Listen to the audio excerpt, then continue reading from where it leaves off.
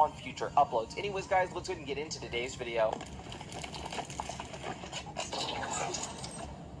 So hopping into the very first trick which I have for you guys, this one can be done during stunt races if you want to ignore the whole purpose of stunt races. It's actually by using a glitch which was patched a long time ago, which allowed you to glide on motorcycles upside down. You also used to be able to do this on BMX bikes, but it only works now during stunt races because it's actually part of the stunt races so that you can glide to the next checkpoint. But if you actually skip over the ramps and over the checkpoints, you can just keep gliding all the way through the streets of Los Santos the same way that you guys are seeing that I do in the gameplay. It's pretty cool, and like I said, it's an old glitch that was patched, but Rockstar unpatched it to add this feature to these stunt races within Grand Theft Auto Online. I definitely encourage you guys to try it out because it is pretty fun to do with your friends if you guys are just ignoring the whole purpose of stunt races and you just want to go gliding around the city of Los Santos like the way that I am. Then you should definitely be able to do this because all you have to do is simply pull back on your analog stick and make your bike be upside down, and then that literally lets you just glide around the map of Los Santos. So it's pretty cool. Definitely encourage you guys to try it out if you just want to have a little bit of fun with the new stunt races instead of completing the stunt races. And not only does it